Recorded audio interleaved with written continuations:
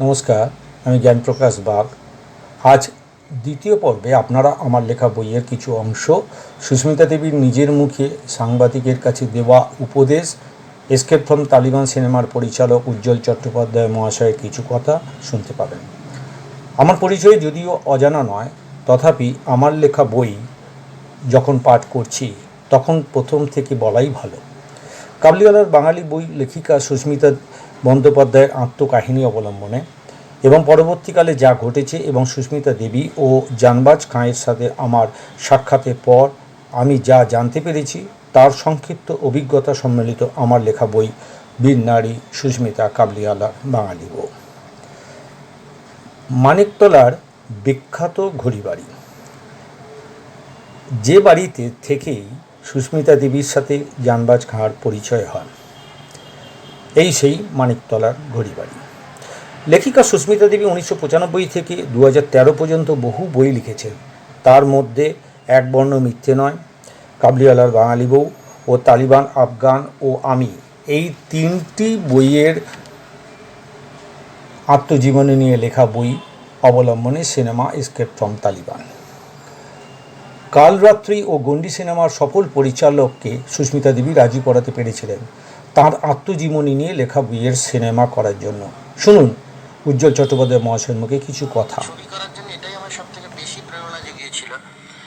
সুস্মিতা যখন বলেছিল যে উজ্জ্বল আমি একা চলে আসতে পারলাম, আমার সাথে কিন্তু অনেক ভারতীয় মেয়ে আছে যারা দিনের পর দিন এই অসহ্য যন্ত্রণা নিয়ে বেঁচে আছে, নীরবে নীরব হয়ে দর্শক হয়ে আমি কিছু করতে পারিনি। যখন করতে গেলাম তখন কিন্তু ওরা আমাকে হ্যাং টু ডেথ করে দিল।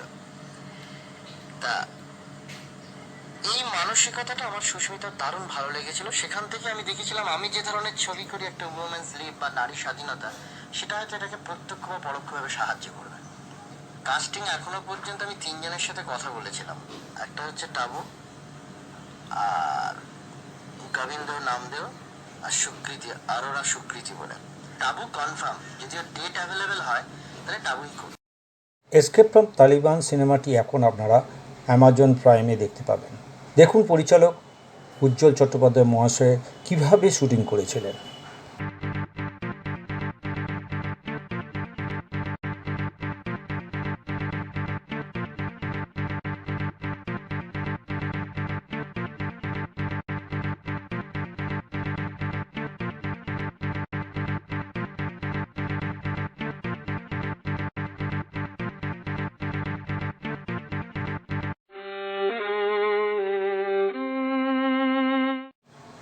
সুস্মিতা দেবী শুটিংয়ের সময় উপস্থিত থেকে যতটা সম্ভব তার অভিজ্ঞতার কথা বুঝিয়ে দিতেন নায়িকা ও অন্যান্যদের। কাবুলিওয়ালার বাঙালি বইয়ের লেখিকা সুস্মিতা বন্দ্যোপাধ্যায় আমাদের সবার কাছে চিরস্মরণীয় ও অমর হয়ে থাকবেন। আমার লেখা বইটি প্রকাশ করেছিলাম 2014 সালের জানুয়ারি মাসে। পেশায় একজন আইনজীবী, সে কারণেই কেবলমাত্র আনুষঙ্গিক তথ্য, যুক্তি, সাক্ষ্য ও বিশ্লেষণের উপর নির্ভর করেই সত্যের সন্ধানে চলতে চলতে যা কিছু এই অল্প সময়ের মধ্যে খুঁজে পাওয়া গেছে তার গাথামালা এই বইখানি। প্রায় এক দশক ধরে সুস্মিতা যে আফগানিস্তানের পাকতিকা প্রদেশে নিপীড়িত নারী ও শিশুদের পাশে থেকে ভয়ঙ্কর তালিবানদের বিরুদ্ধে সংগ্রাম চালিয়ে যে কঠিন পরিস্থিতির সম্মুখীন হয়েও ভারতবর্ষের মাটিতে পা রেখেছিলেন, ভারতীয় বঙ্গনারী হওয়া সত্ত্বেও সুদূর তালিবান প্রদেশের নারী ও শিশুদের প্রতি তাদের অত্যাচার ও লাঞ্ছনার কথা নিজের লেখনীর মাধ্যমে সমগ্র বিশ্বকে জানাতে সক্ষম হয়েছিলেন। আজ তা আর কারোর জানতে বাকি নেই, কিন্তু বিক্ষুব্ধ তালিবানরা সেই লেখনীর প্রত্যুত্তরে এই বরেণ্য নারীর প্রতি রুষ্ট হয়ে তাদের পৌরুষের কালিমা লিপ্ত হওয়ার ভয়ে প্রচার করেছিলেন she is a woman of poor morals, and when we the militants ordered her to shut down the dispensary she ran from her house. কিন্তু ঝাঁসির রানীর দেশের মেয়ে সুস্মিতা দেখিয়ে দিয়েছিলেন তিনি কখনোই পালাননি। তাই তো তিনি বারবার গেছেন সেই তালিবানদের দেশে। কাবুলিওয়ালার বাঙালি বউ, এক বর্ণ মিথ্যে নয় ও তালিবান, আফগান ও আমি, এই তিনটি আত্মজীবনী নিয়ে লেখা বই পড়লেই বোঝা যাবে সুস্মিতা বন্দ্যোপাধ্যায় কি সাহসিকতার পরিচয় দিয়ে কীরমভাবে তালিবানদের সাথে যুদ্ধ করে উনি আফগানিস্তান থেকে ভারতে এসেছিলেন। এসকেপ ফ্রম তালিবান সিনেমাটি রিলিজ হবার পর কোনো এক জনৈক সাংবাদিকের কাছে কাবুলিওয়ালার বাঙালি বউয়ের লেখিকা সুস্মিতা বন্দ্যোপাধ্যায়ের দেওয়া কিছু উপদেশ ও তথ্য শুনুন। চলে আসতে পেরেছি। তো এখনো পর্যন্ত ওখানে আমাদের ভারতের বহু মেয়ে ভীষণ অসহায় জীবনযাপন করছে। আমার এটাই মেসেজ ছিল যে এই মেয়েরা যে দিনের পর দিন এদেরকে বিয়ে করে ওখানে চলে যাচ্ছে, একটা রঙিন স্বপ্ন নিশ্চয়ই থাকে, আর সেটা ওরাও দেখায়। সেই রঙিন স্বপ্নে বিভোর হয়ে যাওয়ার আগে অবশ্যই যেন কাবুলিওয়ালার বাঙালি বউ তারা পড়ে যায়। আমি যখন দেখেছি দিনের পর দিন একটা হাজবেন্ড তার দুদিকে দুটো বউকে নিয়ে শোয়, এটা ওদের একটা সামাজিক জীবন। এই জীবনের বাইরে ওরা কোনোদিন আসতে পারবে না। তার যে এই যে যন্ত্রণা, এই যন্ত্রণাটা কিন্তু সে প্রকাশ করতে পারছে না। প্রকাশ করলে বলবে যে তুমি আমাদের বাড়ির অমঙ্গল চাইছো, আমাদের ছেলের অমঙ্গল চাইছো। সুতরাং এই যে একটা মেয়ে, আমি একটা মেয়ে, তো এখন আমি যদি এখন আমার স্বামীকে নিয়ে শুই, পাশে যদি আর একটা মেয়ে থাকে, সে যে কি যন্ত্রণা। ইনি জানবাজ খান, যাকে ভালোবেসে বিয়ে করে সুস্মিতা দেবী AK-47 সম্মুখীন হয়েছেন বারবার। শেষমেশ ওই AK-47 24টা গুলিতে তার শরীর ঝাঁঝরা হয়ে গিয়েছিল। জানবাজ খাঁয়ের কথায় সুস্মিতা দেবীর প্রায় ভস্মীভূত শরীরের কিছু অংশ পাওয়া গিয়েছিল সারানা গ্রামের এক দরবারের সামনে। উনি নাকি পোশাক থেকে বুঝতে পেরেছিলেন, যার সত্যতা নিয়ে আজও প্রশ্ন আছে। জানবাজ খাঁ ভারতবর্ষের মাটিতে পা রাখতে ভয় পাবে চিরদিন। তার ঘৃণ্য ক্রিয়াকাণ্ড কখনোই ক্ষমার যোগ্য নয়। ফিরে আসি আমার লেখা বই বীর নারী কাবুলিওয়ালার বাঙালি বউ। সুস্মিতা বন্দ্যোপাধ্যায় বাঙালি নারীদের ভীরু লবঙ্গলতা ভাবমূর্তিটাকেই দিয়েছিলেন পাল্টে। তালিবানের গুলি পাকিস্তানের মালালা ইউসুফজাইকে মারতে না পারলেও বাঙালি সুস্মিতাকে নারী মুক্তির লড়াইয়ে জীবন দিতে হলো। তিনি ভালো করেই জানতেন নপুংসক তালিবানদের ক্ষমতাই নেই তাকে প্রকাশ্যে মারার। সুস্মিতা দাপটের সাথে বিরাজ করতেন তালিবানদের দেশে। একজন মহিলাকে মারতে একাধিক নপুংসক তালিবানদের শেষ পর্যন্ত আশ্রয় নিতে হলো রাতের অন্ধকার। এখনও কি আমরা সুস্মিতা ব্যানার্জিকে দেব না বীর নারীর সম্মান? যে সুস্মিতা ব্যানার্জির কথা এই বইয়ে তুলে ধরেছি তাকে পাঠকরা চেনেন কাবুলিওয়ালার বাঙালি বউয়ের লেখিকা হিসেবে। কেউ কেউ তাকে ওই নামেই জানেন। তুলে ধরেছি কিছু অত্যন্ত মূল্যবান অপ্রকাশিত কাজ ও লেখিকার কিছু অজানা তথ্য। এই কাজ আমার সম্ভবই হতো না যদি তার গুণগ্রাহী এবং পরিবারের সদস্যরা সহযোগিতা না করতেন। তিনি ছিলেন একাধারে ভয়ঙ্কর জেদি, আবার অন্যদিকে অপূর্ব প্রেমময়ী, শান্ত সেবার প্রতিমূর্তি।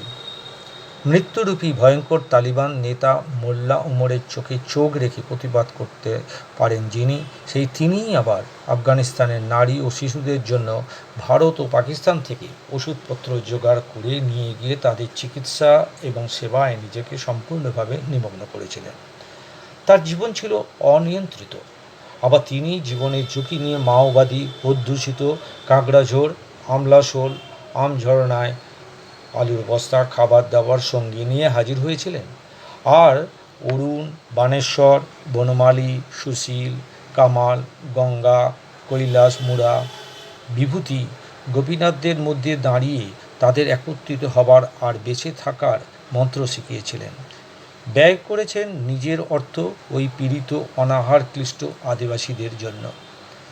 ধূসর মরু, নিষ্ঠুর, রুক্ষ, শুকনো আফগানিস্তানের রূঢ় বাস্তবের সমস্যা দূর করতে বুক কাঁপেনি যে মহিলার বুক হৃদয়, তার মধ্যে এই বাংলার মানুষ দেখেছে শিল্প ও সংস্কৃতির উন্মুক্ত অবাধ।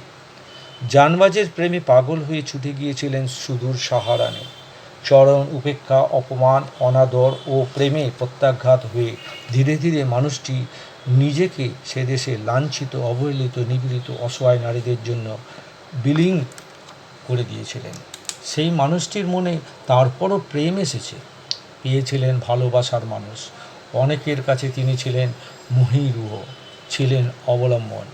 সিনেমা, যাত্রা, নাটক, সাহিত্যে তার অবদান অনির্বচনীয়। অথচ এই পথেই পায়ে পায়ে এসেছে আঘাত, প্রতারণা, আর যা বিদীর্ণ করেছে তার কোমল হৃদয়কে। অসূর্য স্পর্শারূপা ছিলেন না কোনো কালেই, তাই তার পরিচিতিও ছিল সুদূর বিস্তৃত। ছিল অসংখ্য গুণমুগ্ধ পাঠক। সরল মনের এই নারী বহুবার কিছু লোলুপ শ্রেণীর মানুষের কবলে পড়ে বিপদে চালিত হয়েছিলেন। প্রকৃত বন্ধু অপেক্ষা শত্রুর সংখ্যা দিন দিন বৃদ্ধি পাওয়া সত্ত্বেও ভালো মন্দ অপূর্ব মিশ্রণের এক অনন্যা নারী ছিলেন তিনি, যার হৃদয়ের অতলে বাস করত এক মূর্তিময়ী দরদী মানবী।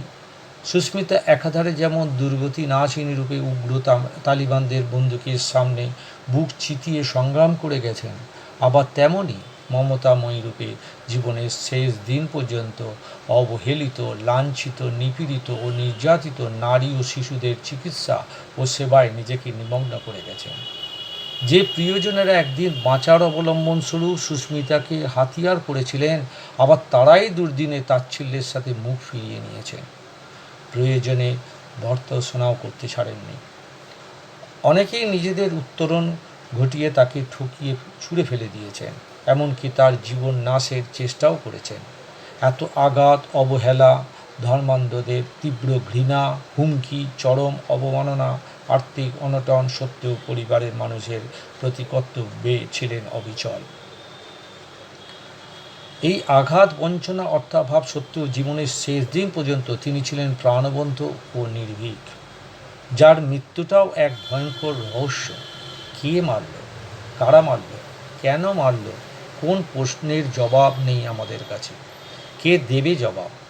তার মৃত্যুকে মৃত্যু বলে মেনে নিতে চাননি যে প্রিয়তম ভাই, সেই সুবল ব্যানার্জিও দিদির শোকে অকালে চলে গেলেন। দিদি অন্তপ্রাণ ভাইটির শেষ ইচ্ছা ছিল দিদির মৃত্যুর কারণ জানার, আর হলো না। সুস্মিতার প্রিয় মানুষদের সঙ্গে সঙ্গে তার প্রিয়তম পাঠক আজ আরও বেশি করে জানতে চান এই লেখিকার বর্ণময় কর্মময় জীবন নিয়ে। আমার এই কাজে সহযোগিতার হাত বাড়িয়ে দিয়েছেন সেই বীর নারীর অত্যন্ত ঘনিষ্ঠা শ্রীমতী মিত্রা ভট্টাচার্য, শ্রী আশিস ভট্টাচার্য, শ্রী সাজল দাশগুপ্ত ও শ্রী রতন দাস মহাশয়। সুস্মিতার মৃত্যুর আগে পর্যন্ত কিছু অপ্রকাশিত রচনা ও চিঠি পাঠকের কাছে এই পুস্তকের মাধ্যমে জানাতে পারার জন্য তার ভ্রাতুষ্পত্নী সুমিতা বন্দ্যোপাধ্যায়কে বিশেষভাবে কৃতজ্ঞতা জানাই। আর সর্বশেষ কৃতজ্ঞতা জানাই আমাদের সুস্মিতা ওয়েলফেয়ার অর্গানাইজেশনের সমস্ত সদস্যবৃন্দদের। বন্ধুগণ, এর পরের পর্বে আমি ফিরে আসব আমার লেখা বীর নারী সুস্মিতার পরবর্তী অধ্যায়, কিছু স্মৃতি, কিছু কথা। ভালো লাগলে বন্ধুরা অবশ্যই লাইক করবেন এবং সাবস্ক্রাইব করবেন আমার চ্যানেল অ্যাডভোকেট জ্ঞানপ্রকাশ বাগ। আর কিছু মন্তব্য থাকলে ইনবক্সে ফেলতে পারেন। আমি আপনাদের কাছে প্রতি রবিবার এক একটি অধ্যায় নিয়ে আসব। ভালো থাকবেন। নমস্কার।